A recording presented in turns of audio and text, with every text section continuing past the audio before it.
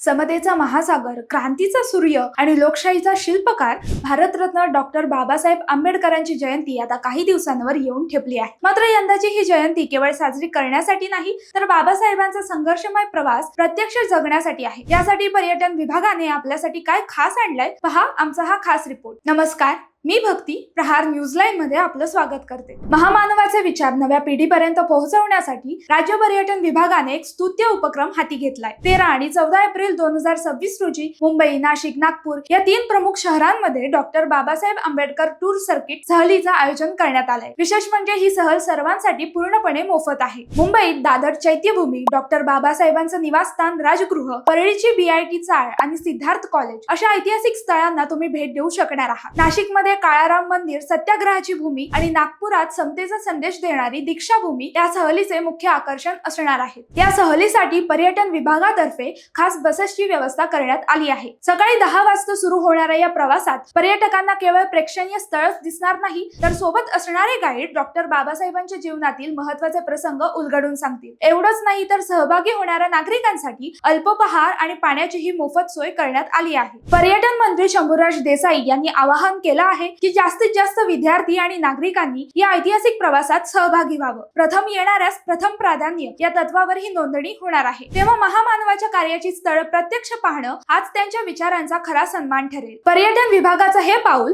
खरोखरच कौतुकास्पद आहे। तेव्हा चला अनुभवूया संघर्षाची गाथा, महामानवाच्या चरणी टेकवूया माथा। तर विचार काय करताय? 13 आणि 14 एप्रिलला आपल्या शहरातील या टूर सर्किट मध्ये नक्की सहभागी व्हा आणि समृद्ध वारसा जवळून अनुभवा। माहिती आवडली असेल तर कमेंट्स मध्ये नक्की कळवा आणि असंच नवनवीन व्हिडिओ पाहण्यासाठी प्रहार न्यूजलाईनला लाईक, शेअर, फॉलो आणि सबस्क्राईब करायला विसरू नका। धन्यवाद।